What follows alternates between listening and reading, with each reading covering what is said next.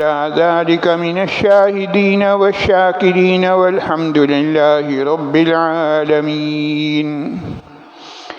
جزا الله عنا محمدا صلى الله عليه وسلم ما هو أهله.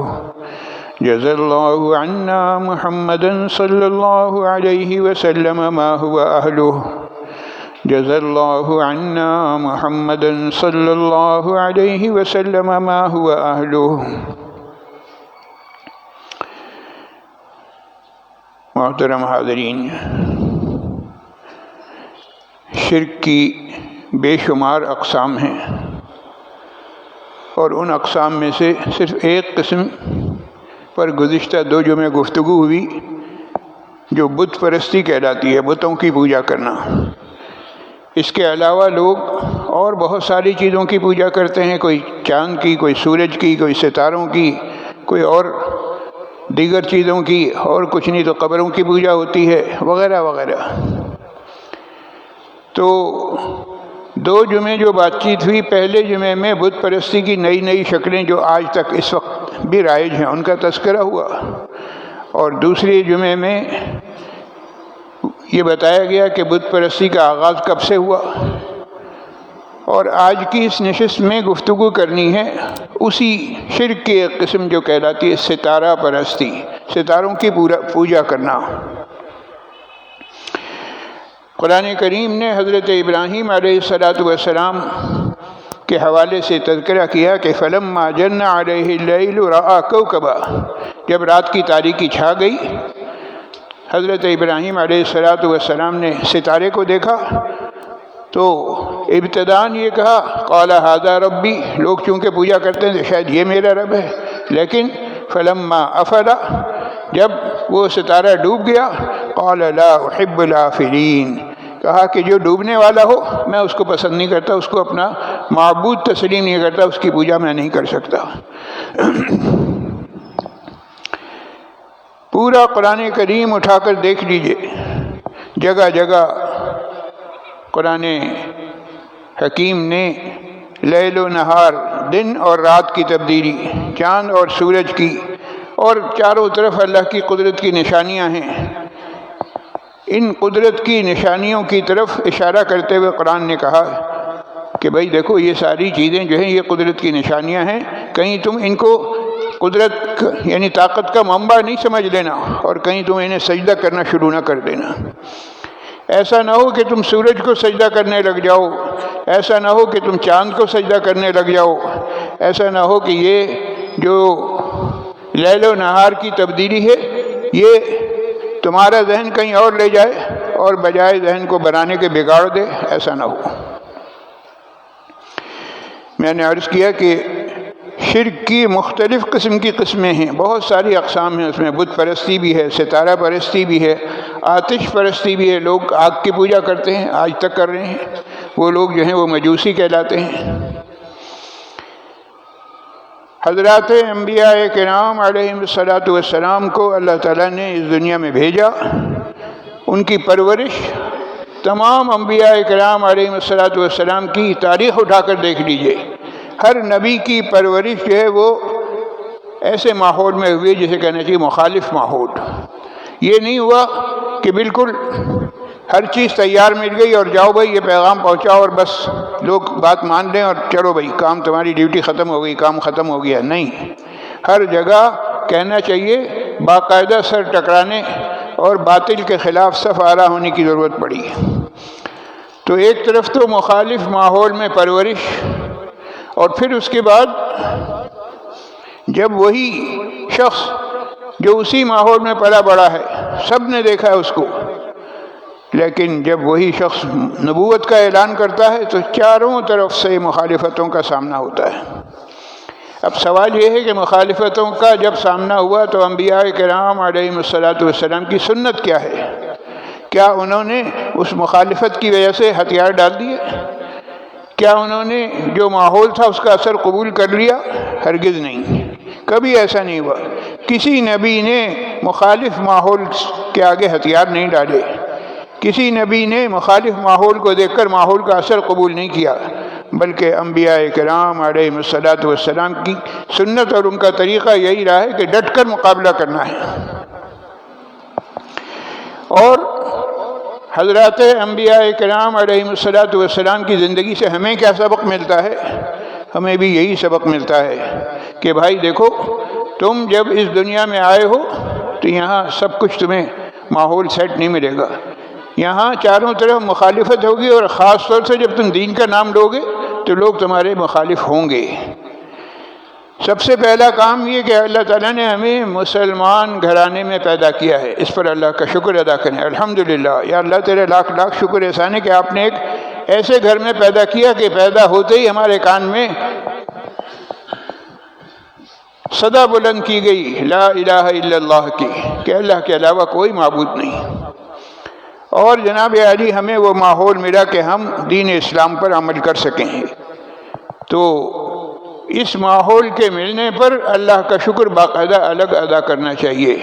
شب و روز ایمان کی دولت کے حصول پر شکر الگ ہے، ایمان کی دولت حاصل ہو گئی، اور مزید اس بات پر شکر ادا کرنا ہے کہ ہمیں اس کے لیے کوئی پاپڑ نہیں بیلنے پڑے، کوئی ہاتھ پاؤں ہلانا نہیں پڑا، کوئی جد و جہد کرنی نہیں پڑی، اس کے بغیر گھر بیٹھے ہمیں یہ نعمت مل گئی، اس پر اللہ کا لاکھ لاکھ شکر احسان ہے۔ ایک بات۔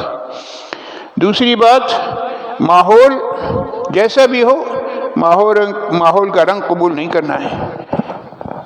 یہ کوئی طریقہ نہیں کہ جیسا دیس ویسا بھیس، نہیں، ماحول کو سدھارنے کے لیے کمر بستہ ہونا ہے، خود تیار ہونا ہے کہ نہیں یہ ماحول بگڑا ہوا ہے، اس بگڑے ہوئے ماحول کو ہم سدھاریں گے۔ اللہ کے رسول صلی اللہ علیہ وسلم نے ارشاد فرمایا کل مولود یولد علی الفطرہ، جو بچہ بھی پیدا ہوتا ہے وہ فطرت پر پیدا ہوتا ہے، اور فطرت کیا ہے؟ فطرت ہے مذہب اسلام۔ تو مذہب اسلام اس دنیا میں آنے والے ہر شخص کی فطرت ہے۔ اب فطرت سے ہٹ کے اگر وہ کام کر رہا ہے تو اس کی بہت ساری وجوہات ہو سکتی ہیں، مثلا یہ کہ فَأَبَوَاهُ يَهْوِدَانِهِ أَوْ يُنَصِّرَانِهِ، جس گھرانے میں پیدا ہوا یہودی گھرانہ تھا تو وہ یہودی بن گیا، عیسائی گھرانہ تھا عیسائی بن گیا، مجوسی گھرانہ تھا مجوسی بن گیا، بت پرستوں کا گھرانہ تھا تو وہ بھی بت پرست بن گیا۔ تو یہ تو اس نے ماحول کو قبول کیا، لیکن فطرتاً اسے کیا چاہیے تھا کہ وہ دین اسلام کو قبول کرتا، جسے کہتے ہیں کامن سینس۔ کسی شخص کو اگر حلال و حرام کا پتہ نہیں ہے لیکن اس کے باوجود گندگی سے نفرت ہر شخص کو ہوتی ہے۔ کوئی شخص غلاظت نہیں کھاتا، تو جس طرح سے ہمیں گوبر سے اور نجاست سے نفرت ہے، ایسے ہی نفرت ہونی چاہیے گناہوں سے۔ اگر ہمیں گناہوں سے اسی طرح کی نفرت ہے تو سمجھا جائے گا کہ ہاں واقعتاً ہمارا دماغ، ہماری عقل صحیح کام کر رہی ہے۔ اور اگر خدا نہ خواستہ اللہ نہ کرے گناہوں سے نفرت ہمیں اس طرح سے نہیں ہے تو اس کا مطلب یہ ہے کہ ہم صحیح ڈگر پر نہیں چل رہے، ہمیں اپنے آپ کو سنبھالنا ہوگا۔ حضرات انبیاء کرام علیہم الصلاۃ والسلام کی زندگی کا مطالعہ کیجیے۔ نبوت کا بھی انہوں نے اعلان نہیں کیا، اعلان نبوت سے پہلے ہی ان کی زندگی اتنی صاف ستھری ہوتی تھی، سوال ہی نہیں پیدا ہوتا کسی قسم کی چوری، ڈکیتی، شراب نوشی اور جو معاشرے میں پھیلی ہوئی برائیاں ہیں ان سب سے وہ پاک ہوتے تھے۔ کیوں؟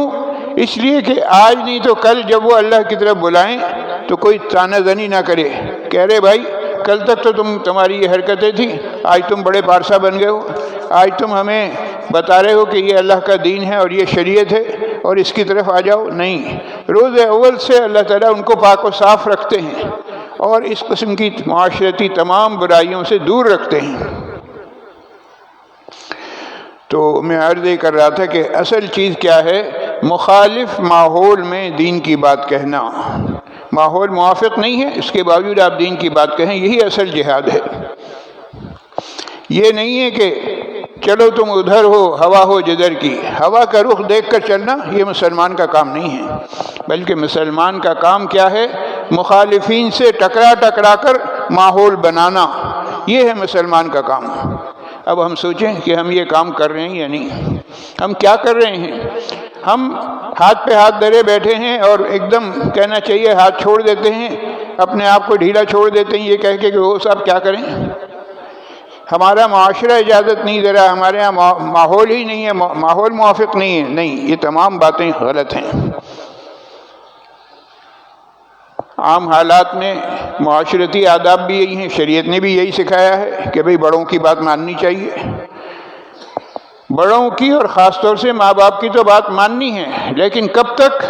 جب تک کہ وہ خالق کی نافرمانی پر مجبور نہ کریں۔ لا طاعۃ لمخلوق فی معصیۃ الخالق، اگر وہ خالق کی نافرمانی کے لیے کہیں اب ان کی بات نہیں مانی جائے گی۔ دین کے معاملے میں باپ کی بھی پرواہ نہیں کی جائے گی۔ حضرت ابراہیم علیہ السلام نے اسی طریقے پر عمل کیا۔ بدعات، رسومات، اس کے اندر برادری کی بات نہیں مانی جائے گی۔ اگر برادری نے زیادہ مجبور کیا کہ یہی کام کرو اور وہ کام شریعت کے خلاف ہے تو شریعت مطہرہ یہ کہہ رہی کہ ان کو چھوڑ کے تم الگ ہو جاؤ۔ بار بار مجھے یہ کہنا پڑ رہا ہے کہ سنت ابراہیمی یہی ہے۔ حضرت ابراہیم علیہ السلام نے اسی نسخے پر عمل کیا۔ باپ نے دھمکی دی کہ دیکھو تمہیں یہ کرنا ہے، دیکھو تم ہماری بات مان لو ورنہ جو ہے نا ہم نکال باہر کر دیں گے۔ انہوں نے کہا ٹھیک ہے، کوئی ایسی بات نہیں، مجھے اگر ہجرت کرنی پڑے تو میں ہجرت کر لوں گا اور میں چلا جاؤں گا۔ حضرت ابراہیم علیہ السلام نے اسی کو ترجیح دی اور ہمیں سکھا دیا کہ جس ماحول معاشرے میں پوری کوشش کے باوجود دین پر عمل کرنا، دین پر عمل کرانا ناممکن نظر آتا ہو، اس گھر کو اور گھر والوں کو، ان خاندان اور قبیلے والوں کو، سب کو چھوڑ کر الگ ہو جاؤ۔ یہ کیا چیز ہے؟ یہ بھی بہت بڑی قربانی ہے، اور یہ قربانی کس کام کے لیے دی جا رہی ہے؟ دین کی خاطر۔ تو دین کی خاطر قربانی دینے کے مختلف طریقے ہیں، ان میں سے ایک طریقہ یہ بھی ہے، انسان مجبور ہو جاتا ہے، اپنوں کو چھوڑنے پر مجبور ہو جاتا ہے۔ اللہ کی رضا کی خاطر اپنا سب کچھ چھوڑ چھاڑ کر الگ ہو جانا، یہ عشق حقیقی کی علامت ہے۔ واقعتاً اس کو اللہ سے عشق ہے اور اللہ کے حکم پر عمل کرنے کے لیے یہ ایسا کر رہا ہے۔ عشق حقیقی کہتے ہی اسی کو ہیں۔ کسی نے کہا ہے مکتب عشق کا دستور نرالا دیکھا، مکتب عشق کا دستور نرالا دیکھا، اس کو چھٹی نہ ملی جس کو سبق یاد ہوا۔ عام حالات میں کلاس میں جس کو سبق یاد نہیں ہوتا استاد اس کی چھٹی بند کر دیتا ہے، لیکن عشق کی کہانی الگ ہے۔ عشق حقیقی کے اندر یہ ہے کہ سبق یاد ہو گیا لہذا اب چھٹی نہیں ملے گی، اس کو چھٹی نہ ملی جس کو سبق یاد ہوا۔ اس کی بہت بڑی مثال صدیق اکبر رضی اللہ تعالیٰ عنہ ہیں کہ صحابہ کرام رضوان اللہ تعالیٰ علیہم اجمعین حضور اقدس صلی اللہ علیہ وسلم کی خدمت اقدس میں حاضر ہو رہے تھے اور اجازت طلب کر رہے تھے کہ ہم مدینہ طیبہ ہجرت کر کے چلے جائیں۔ آپ صلی اللہ علیہ وسلم اجازت دے دیتے تھے، یہ کے بعد دیگرے لوگ آتے رہے، ان کو اجازت ملتی رہی، وہ جاتے رہے، لیکن صدیق اکبر رضی اللہ تعالیٰ عنہ جب تشریف لائے اور اجازت طلب کی کہ میں بھی ہجرت کر لوں، میں بھی مکہ مکرمہ سے مدینہ منورہ چلا جاؤں، آپ صلی اللہ علیہ وسلم نے انہیں اجازت نہیں دی۔ کیوں اجازت نہیں دی؟ اس لیے کہ ان کو سبق یاد ہو گیا تھا۔ آقا کے روکنے کا وہ سبب سمجھ گئے اور انہوں نے صحیح معنوں میں حق ادا کیا۔ حضور اقدس صلی اللہ علیہ وسلم سے جو تعلق تھا اور جو عشق تھا، جذبہ عشق کا انہوں نے حق ادا کیا اور بتا دیا کہ حقیقی عشق کیا چیز ہوتی ہے۔ حقیقی عشق اگر ہے تو اس کے لیے ہمیں کیا کیا کرنا ہوگا، یہ کے بعد دیگر یہ صدیق اکبر رضی اللہ تعالیٰ عنہ نے ہمیں اپنے عمل سے یہ بتایا کہ دیکھو اگر تمہیں واقعتاً عشق ہے تو پھر حقیقی عشق کے لیے تمہیں یہ قربانی دینی پڑے گی۔ میں نے گفتگو کا آغاز کیا تھا ستارہ پرستی سے، تو حضرت ابراہیم علیہ السلام کے زمانے میں بھی ستارہ پرستی ہوتی تھی، ستارہ شناسی ہوتی تھی، ستاروں کو دیکھ کے فیصلے کیے جاتے تھے۔ یہ جو ستاروں کو دیکھ کر فیصلہ کرنا ہے یہ علم کہلاتا ہے، علم نجوم۔ نجم کہتے ہیں ستارے کو، اور ستارہ پرستی کا یہ جو علم ہے، ستارہ شناسی کا علم، اس علم کا نام ہے علم نجوم۔ تو علم نجوم جس طرح سے حضرت ابراہیم علیہ السلام کے زمانے میں تھا، بعین ہی اسی طریقے سے آج بھی موجود ہے۔ آج بھی جگہ جگہ نجومی موجود ہیں، فٹ پاتھ پہ، اور کچھ نہیں تو طوطے کے ذریعے سے، کسی اور ذریعے سے لوگوں کے ہاتھ دیکھ کر قسمت کے فیصلے کر رہے ہیں، اور اخبارات میں باقاعدہ صفحے نکلتے ہیں، اس میں بتایا جاتا ہے کہ جی آپ کے ستارے نہیں مل رہے۔ یہ نجومی لوگوں کو بیوقوف بناتے ہیں کہ بھائی تمہارے ستارے نہیں ملتے۔ اخبارات میں، رسالوں میں باقاعدہ اس کے لیے صفحات ہیں۔ ستارے بولتے ہیں، کیا بولتے ہیں ستارے؟ نہیں صاحب یہ فلاں ستارہ، فلاں کا جو ہے نا فلاں سے یہ ستارہ نہیں مل رہا، یہ رشتہ آپ نہیں کیجئے۔ کیوں نہیں کیجئے؟ اس لیے کہ ستارے نہیں مل رہے۔ لا حول ولا قوت الا باللہ العلی العظیم۔ یہ ستارہ پرستی ہے، یہ ستارہ شناسی ہے۔ یہ جو لوگ اس طرح سے کر رہے ہیں وہ بھی انتہا درجے کا غلط کام کر رہے ہیں، اور جو لوگ ان کی باتوں پر یقین کر رہے ہیں وہ بھی سراسر گمراہی کا شکار ہیں۔ اور میں نے عرض کیا کہ یہ گمراہی آج سے نہیں ہے، یہ حضرت ابراہیم علیہ السلام کے زمانے سے چلی آ رہی ہے۔ حضرت ابراہیم علیہ السلام کو سب لوگ چاہتے تھے کہ بھی چلو وہاں میلہ لگا ہوا ہے، چلو میلے میں چلتے ہیں۔ حضرت ابراہیم علیہ السلام جانا نہیں چاہتے تھے، تو انہوں نے آسمان کی طرف دیکھا۔ اب آسمان کی طرف دیکھنے کا مطلب حضرت ابراہیم علیہ السلام کا کچھ اور تھا، یعنی اس کو زیادہ سے زیادہ یہ کہہ سکتے ہیں کہ وہ اللہ سے اپنا رابطہ، اپنا تعلق اس کو مضبوط کر رہے تھے کہ یا اللہ میاں یہ لوگ جانے کے لیے مجھے کہہ رہے ہیں، میں جاؤں نہ جاؤں۔ وہ تو اپنے طور پر اللہ سے استخارہ کر رہے ہیں، لیکن دیکھنے والوں نے کیا سمجھا کہ اوپر دیکھ رہے ہیں، اس کا مطلب ستارے ملا رہے ہیں، ستارے ملتے ہیں یا نہیں۔ تو آخر میں حضرت ابراہیم علیہ السلام نے فَنَظَرَ نَظْرَةً فِي النُّجُومِ فَقَالَ إِنِّي سَقِيمٌ، اوپر دیکھا، سمجھنے والے سمجھ رہے ہیں کہ ستاروں کی طرف دیکھا، اور انہوں نے کہہ دیا کہ بھئی میں بیمار ہوں، میں نہیں جا سکتا۔ اب بیماری کے کیا معنی؟ لوگوں نے تو بیماری کے کچھ اور معنی لیے ہوں گے کہ صاحب نزلہ ہے، بخار ہے، کھانسی ہے، اور پتہ نہیں اور کون سی بیماری ہے۔ اور حضرت ابراہیم علیہ السلام کے ذہن میں کچھ اور بات تھی، انہوں نے کسی اور لحاظ سے اپنے آپ کو بیمار ظاہر کیا۔ اور اصل بات یہ تھی کہ حضرت ابراہیم علیہ السلام انتظار کر رہے تھے کہ یہ لوگ جائیں تو پھر ان کا یہ جو پورا ایک بت خانہ ہے اس کو ٹھکانے لگایا جائے۔ چنانچہ وہ لوگ تو میلے ٹھیلے میں لگ گئے، اور ابراہیم علیہ السلام نے بتوں کو توڑنا شروع کر دیا، ایک ایک کر کے سارے بت توڑ دیے، اور جو بتوں کا سردار تھا بڑا بڑا، اس کے ہاتھ میں ہتھوڑا دے دیا۔ اب وہ چلے آئے کہ ارے بھائی یہ کیا ہو گیا، یہ کس نے کیا؟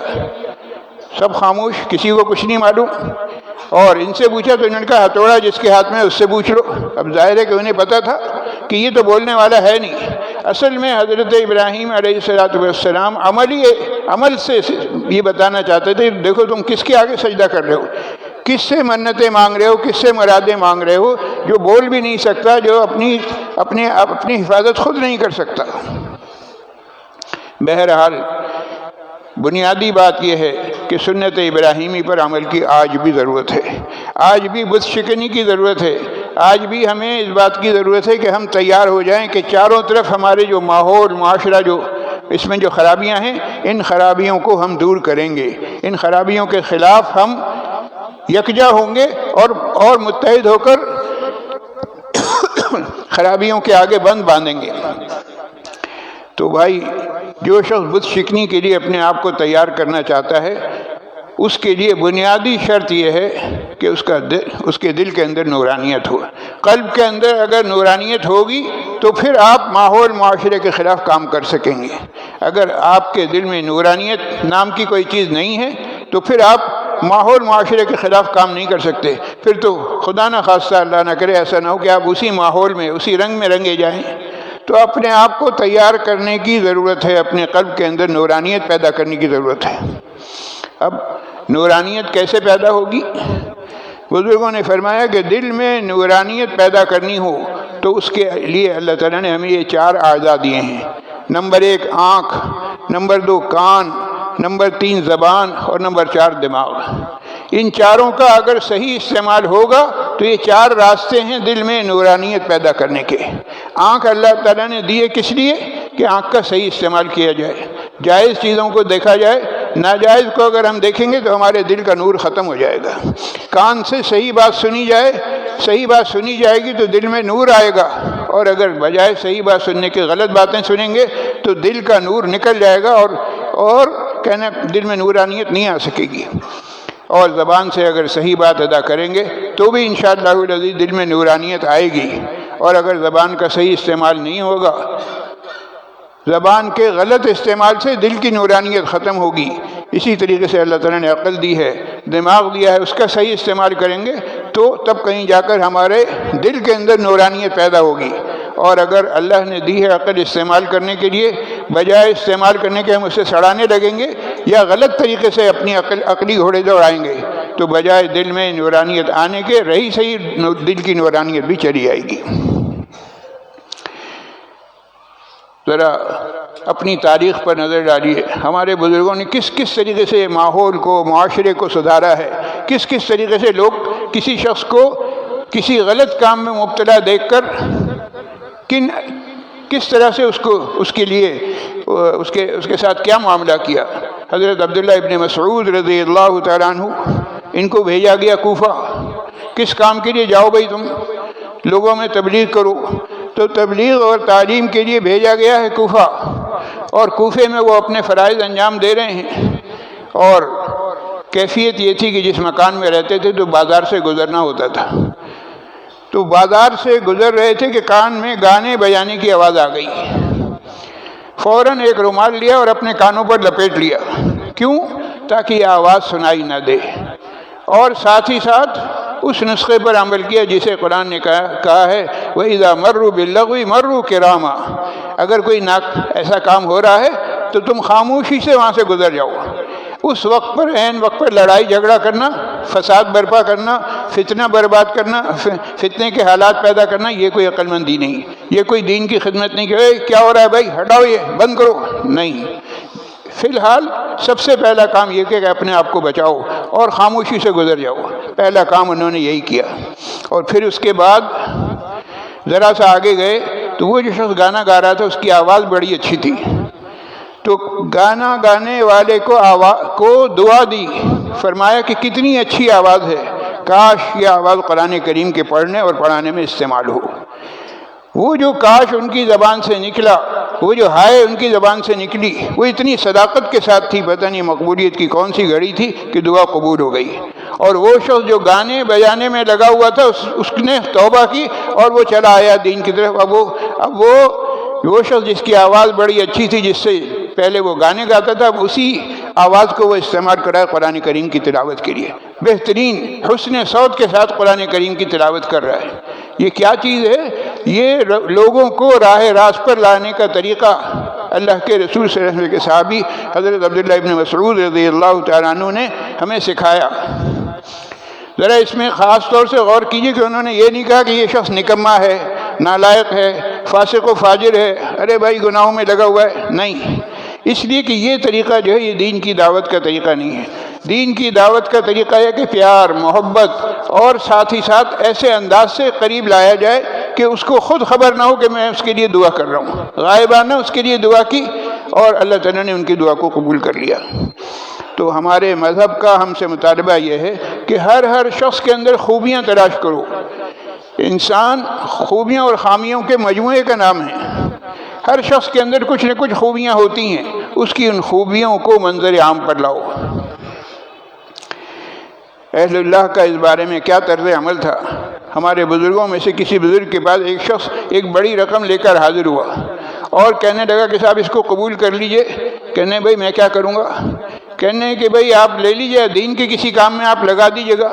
فرمایا نہیں بھائی مجھے رقم کی ضرورت نہیں، مجھے تمہاری ضرورت ہے، تم آ جاؤ، تم آؤ گے تو وہ اس رقم سے زیادہ قیمتی ہوگی۔ تو خود اس کو آنے کی دعوت دی۔ کیوں؟ اس لیے کہ اس کے اندر صلاحیت انہوں نے دیکھ لی۔ ہر شخص کو اللہ تعالیٰ نے مختلف صلاحیتوں سے نوازا ہے، اس کی ان صلاحیتوں کو دیکھا جائے اور زیادہ سے زیادہ اس سے فائدہ اٹھایا۔ دین کے کام میں دیکھا جائے کہ دین کے کام میں اس کی صلاحیتیں صرف ہو سکتی ہیں نہیں۔ اللہ کے دین کی طرف بلانے کے طریقے اللہ کے نیک بندوں نے ہمیں سکھائے ہیں کہ اس طریقے سے دین کی دعوت دو، اس طریقے سے لوگوں کو دین کی طرف بلاؤ، اس طریقے سے وہ کام کرو کہ لوگ دین کے قریب آئیں۔ اب ذرا ہم غور کریں کہ ہم کیا کر رہے ہیں، کیا ہمارا طرز عمل ایسا ہی ہے؟ اول تو دین کی طرف بلانے کے لیے پہلی شرط یہ کہ ہم خود دین پر عمل پیرا رہنے والے ہوں، عمل کرنے والے ہوں، ہمارا حال حلیہ ایسا ہو کہ کوئی شخص ہمارے اوپر اعتراض نہ کر سکے کہ بھائی تم دین کی دعوت دے رہے ہو، ذرا آئینے میں اپنی شکل تو دیکھو۔ تو سب سے پہلے ہم اپنے آپ کو درست کریں، اور پھر اس کے بعد سامنے والے کو جب دین کی دعوت دیں تو اس میں پیار، محبت، اور ساتھ ہی ساتھ اس شخص کے ساتھ کہنا چاہیے ہمدردی کا جذبہ ہو، اس کا مذاق اڑانا مقصود نہ ہو، بلکہ اس کے لیے اس کو پیار محبت سے بلا بھی رہیں اور اس کے لیے دعائیں بھی کر رہے ہیں۔ یہ طریقہ اللہ کے نیک بندوں نے اس پر عمل کیا، اور الحمدللہ اس طریقے پر عمل کر کے لوگوں کو دین کی طرف بلایا، اور الحمدللہ دین کا جھنڈا بلند ہوا اور ساری دنیا میں دین پھیلا۔ یہ وہ طریقے ہیں جنہیں آج بھی اپنانے کی ضرورت ہے۔ ہم ذرا اپنے حالات پر غور کریں کہ کیا ہم ان طریقوں پر عمل کر رہے ہیں؟ اگر عمل کر رہے ہیں تو سبحان اللہ، ماشاء اللہ، اور اگر خدا نہ خواستہ عمل نہیں کر رہے تو ایک طرف تو ہمیں استغفر اللہ پڑھنا ہے، اور دوسری طرف اپنے آپ کو تیار کرنا ہے اس بات کے لیے کہ ہم دین کی بات پھیلائیں گے صحیح طریقے سے۔ صحیح بات صحیح طریقے سے صحیح وقت پر کہی جائے گی تو وہ ضرور اثر کرے گی۔ اس کے لیے ترتیب ہے، باقاعدہ اسٹیپ بائی اسٹیپ چلنا ہوگا، ایک ایک زینہ طے کرنا ہوگا، اس زینے کو ایک ایک کر کے ایک ایک زینہ طے کریں گے تو انشاءاللہ العزیز ہم جو بات اپنی زبان سے کہیں گے اس میں اللہ تعالیٰ اثر ڈال دیں گے۔ جو باتیں میں نے کہی ہیں اللہ تعالیٰ اس کے مطابق مجھے بھی عمل پیرا ہونے کی توفیق نصیب فرمائے، اور آپ تمام حضرات کو بھی۔ ایک چھوٹا بچہ تشبیر عبد الرحمن، اس کے علاوہ ڈاکٹر تسکین صاحب، حافظ نعمان راشد صاحب، طارق وسیع صاحب، پروفیسر خورشید عالم صاحب، نور الحق صاحب، شاہ نواز خان صاحب، یحییٰ صاحب، فضل خادم کے والد صاحب اور رحمان اللہ صاحب علیل ہیں۔ اللہ تعالیٰ انہیں اور دیگر تمام بیماروں کو شفائے کاملہ عاجلہ مستمرہ دائمہ نصیب فرمائے۔ جو لوگ مسائل میں گرفتار ہیں اللہ تعالیٰ ان کی پریشانیاں دور فرمائے۔ محترم جناب حاجی عبدالتواب صاحب کا گزشتہ دنوں انتقال ہو گیا، ان کے لیے دعا کی درخواست کی گئی ہے۔ اللہ تعالیٰ ان کی اور دیگر تمام مرحومین کی کامل مغفرت فرمائے، انہیں جنت الفردوس میں اعلیٰ مقام عطا فرمائے، پسماندگان کو صبر جمیل نصیب فرمائے۔ ملک، قوم اور امت مسلمہ کے جتنے بھی مسائل ہیں اللہ تعالیٰ تمام مسائل غیب سے حل فرمائے۔ وآخر دعوانا ان الحمدللہ رب العالمین۔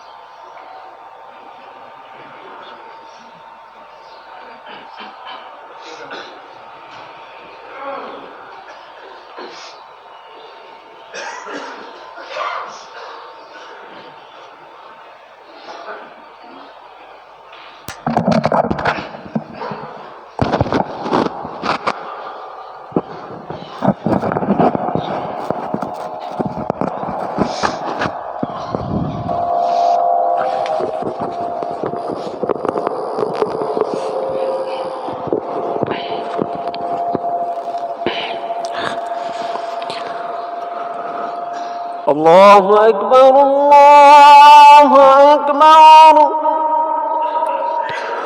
الله أكبر الله أكبر أشهد أن لا إله إلا الله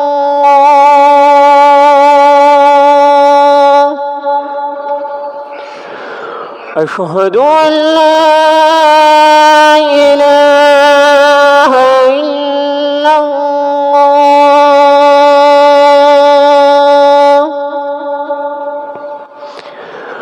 أشهد أن محمدًا رسول الله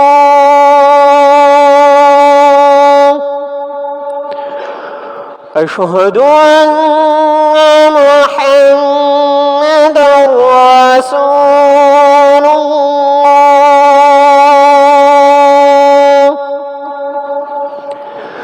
حي على الصلاة حي على الصلاة حي على الفلاح حي على الفلاح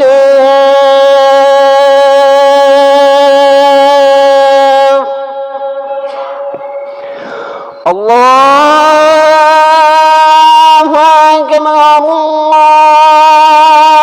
الله أكبر لا إله إلا الله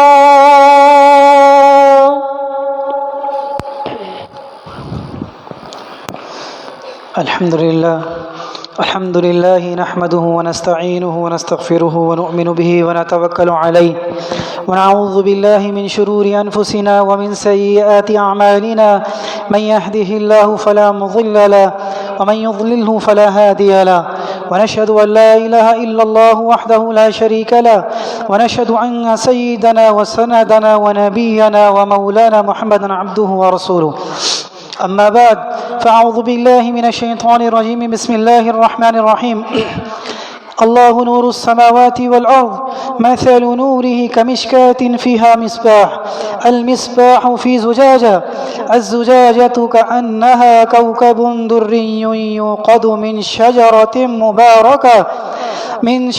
مباركة زيتونة لا شرقية ولا غربية يكاد زيتها يضيء ولو لم تمسسه نار على نور يهدي الله لنوره من يشاء ويضرب الله الأمثال للناس والله بكل شيء عليم.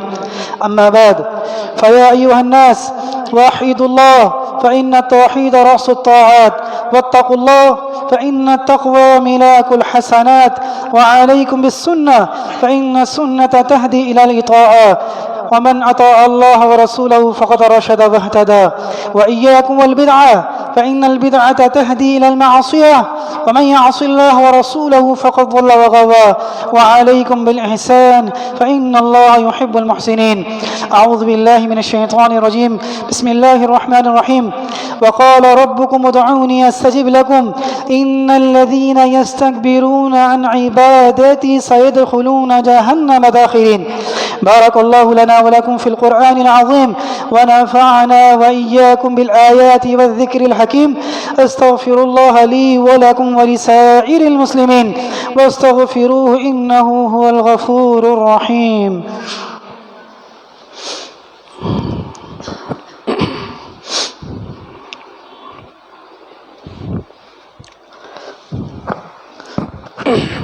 الحمد لله وكفى وسلام على عباده الذين اصطفى.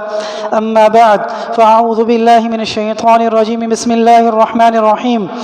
إن الله وملائكته يصلون على النبي يا أيها الذين آمنوا صلوا عليه وسلموا تسليما. اللهم صل على سيدنا محمد وعلى آله وأزواجه وذرياته. قال النبي صلى الله عليه وسلم: أرحم أمتي بأمتي أبو بكر، وأشدهم في أمر الله عمر، وأصدقهم حياء عثمان، وأقضاهم علي، وفاطمة سيدة نساء أهل الجنة، وحمزة وأسد الله وأسد رسوله رضوان الله تعالى عليهم أجمعين. اللهم اغفر للعباس وولده مغفرة ظاهرة وباطنة لا تغادر ذنبا.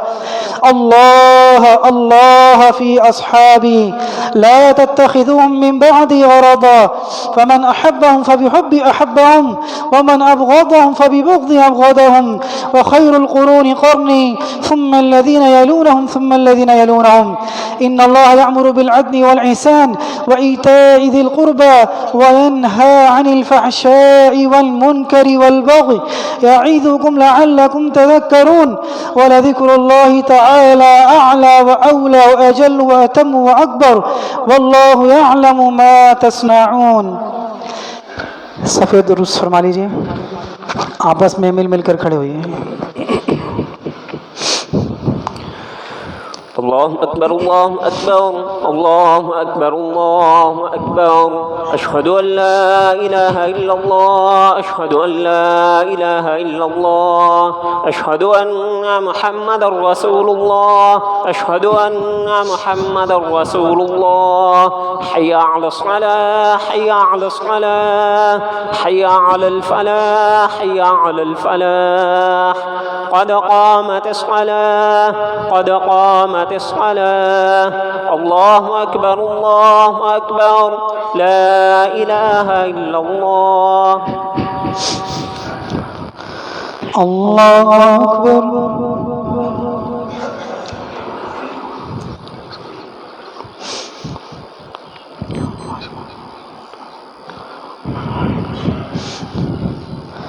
الحمد لله رب العالمين الرحمن الرحيم مالك يوم الدين. إياك نعبد وإياك نستعين. اهدنا الصراط المستقيم صراط الذين أنعمت عليهم غير المغضوب عليهم ولا الضالين.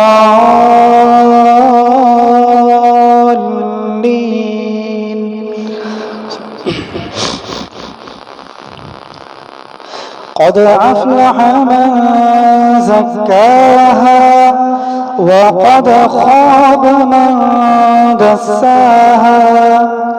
كذبت ثمود بطغواها إذ انبعث أشقاها فقال لهم رسول الله ناقة الله وسقياها فكذبوه فعقروها فدمدم عليهم ربهم بذنبهم فسواها ولا يخاف عقباها. الله أكبر.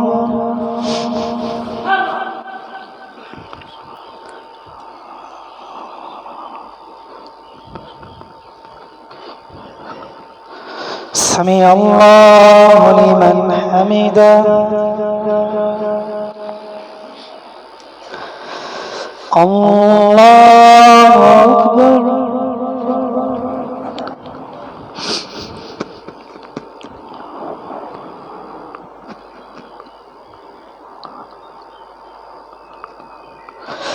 الله أكبر.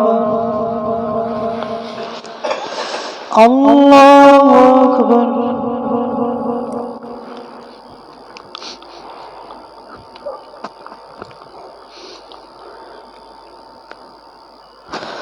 الله أكبر. الحمد لله رب العالمين الرحمن الرحيم مالك يوم الدين إياك نعبد وإياك نستعين اهدنا الصراط المستقيم صراط الذين أنعمت عليهم غير المغضوب عليهم ولا الضالين.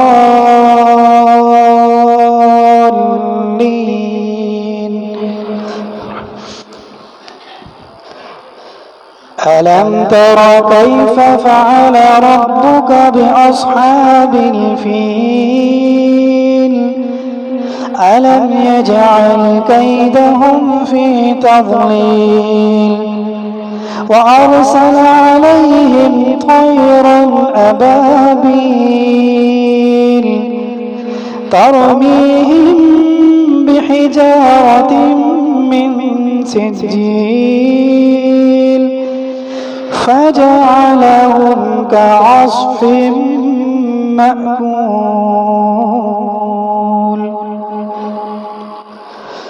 الله أكبر.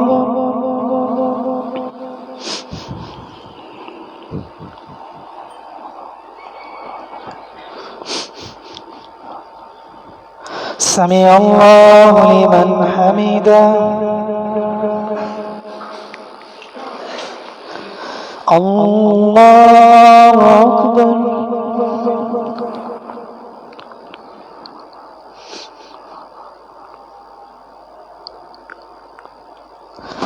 الله أكبر. الله أكبر.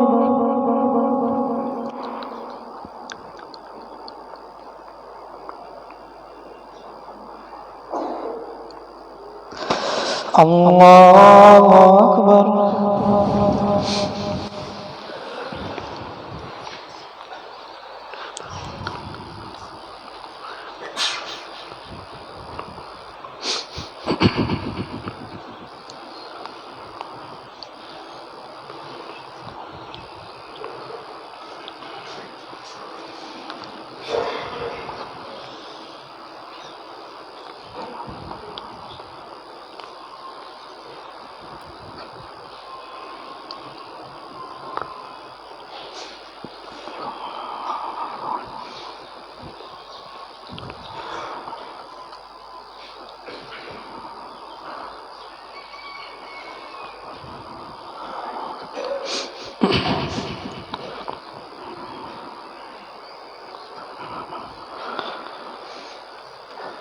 السلام عليكم ورحمة الله.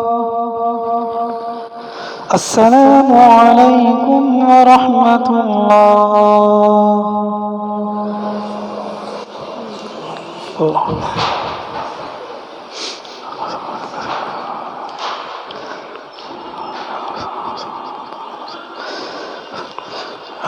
لله رب العالمين، الصلاة والسلام على أشرف الأنبياء والمرسلين سيدنا ومولانا محمد وعلى آله وأصحابه أجمعين.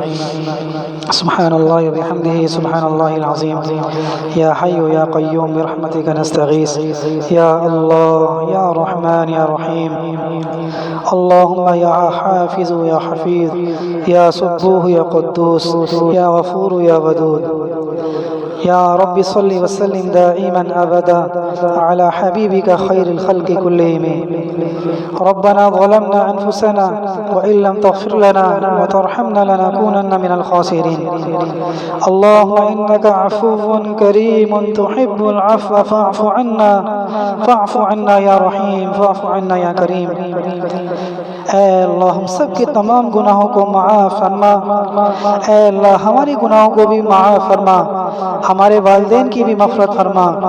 ہمارے رشتہ داروں کی مغفرت فرما. ہمارے اساتذہ اور مشائخ کی مغفرت فرما.